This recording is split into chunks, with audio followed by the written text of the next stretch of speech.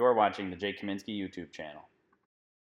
There's a couple of other things that definitely are crucial to shooting a bow. And most of those are having to deal with the alignment that you shoot in. So you want to use your bone structure to hold the bow back, not your muscles to hold the bow back. And the reason that is you can exert a whole lot less energy if you're in the proper alignment to do movements and to hold your bow back. So if you're exerting less, you're going to shake less, especially under pressure, therefore have more control. More control means more accuracy downrange. So the way I can explain alignment is simply if I had two things that were stacked together and pushed directly on each other, I can push a large amount of force without folding this structure, right?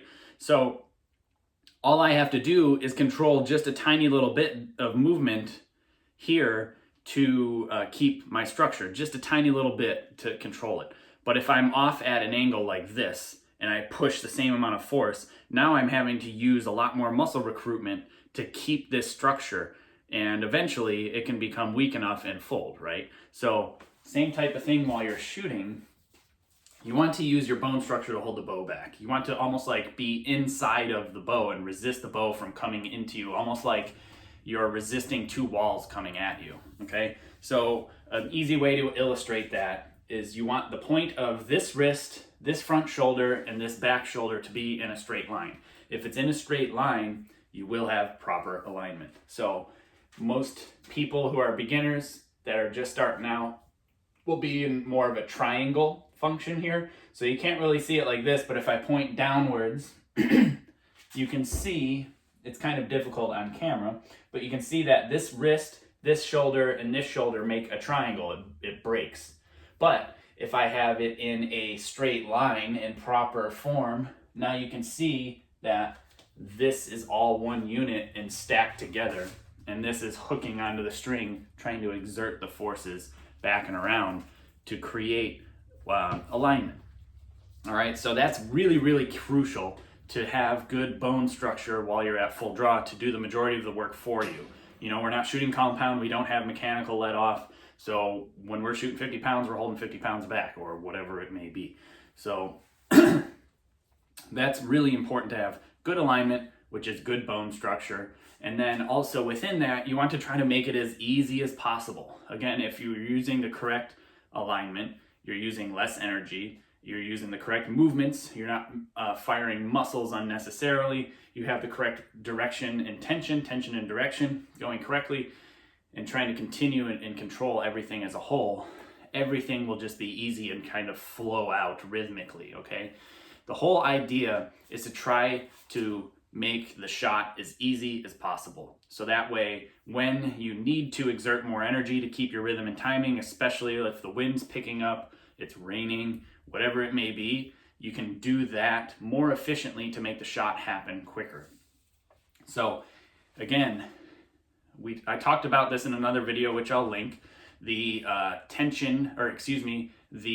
intensity. If you can lower your intensity by having the correct structure, it will be easier and therefore more efficient, more controllable, again, more controlled, more accuracy downrange.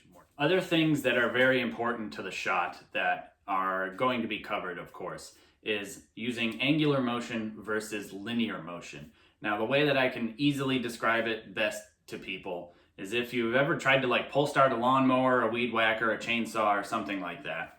If you were to just try to pull the string out from the recoil mechanism in a perfectly straight line and straight fashion, you're going to be using your bicep basically to pull the string. But nobody pull starts a lawnmower or a chainsaw or whatever like this and tries to pull the string straight. Because if anybody's ever had like a gummed up carb or just having issues getting fuel to the carburetor, your arm is going to fatigue and basically fall off long before you're ever going to get that thing fired.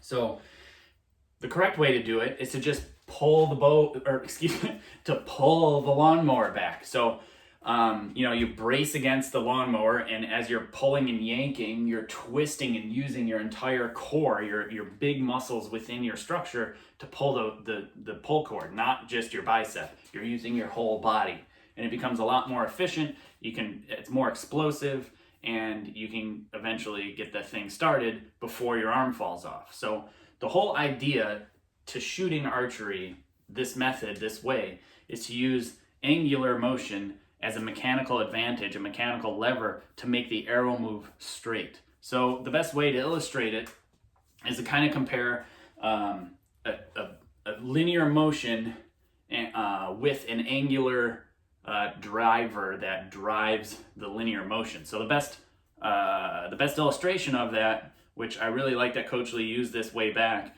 was the oil pump jet. And it's basically, if you've ever seen oil being pumped out of the ground with old school pivoting arms, basically, there's an angular motion of the pump head, where the motor is, creating a linear motion of the actual pumping mechanism that goes down into the earth. So that's kind of what we want to do when we're shooting. We want to use an angular motion, to use big core muscles, front and back, to pull that bow back to stabilize and make the arrow move linearly straight, right?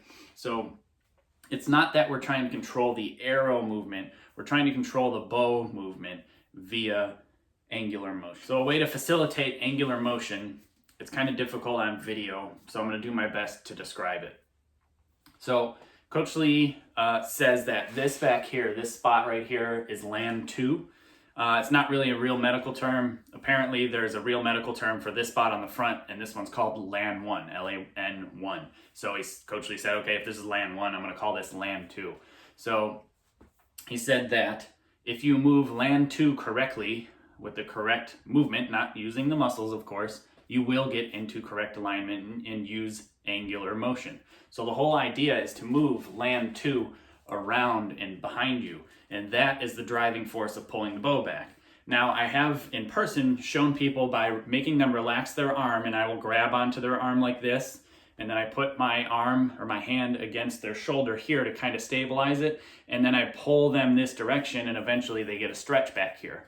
And so before I show them that stretch, I pretend that I'm the bow. I grab onto their fingers as if I'm the string, and I say, okay, pull me back as hard as you can. And they pull me, and they're really struggling to try to move me. Or they end up moving towards me because they don't have a very stable core. But as soon as I show them this stretch, or worst comes to worst, if they're very flexible, I will tap them on this spot. It's literally just the backside of your deltoid. And you literally tap them here and you say, pull me back here, don't pull me back here. And once you do that, the brain is tricked into using the correct movement and not focusing at all about the muscles, right? So if I say, move me with this and pull me with this, they immediately go to an angular motion. They pull around like this. As you can see, watch it move around behind my head. Whereas if I was pulling linearly, so I can pull linearly or angularly. And that's the difference between linear and angular motion. All we want to do, everything, how we get from set to setup to loading through anchor, transfer, how we're expanding and releasing and follow through, all has to be angular motion. It's the same exact movement, it just becomes slower and slower and slower as we go on throughout the process. Thanks for watching. Be sure to subscribe and hit that notification bell so you get notified every time a new video is uploaded. For seminar and book info, head to jkaminski.com or click on the link below. And yeah, I appreciate you guys watching. If you would, please share this video. It really helped get the word back out that I am back out there. Thanks again. Take care.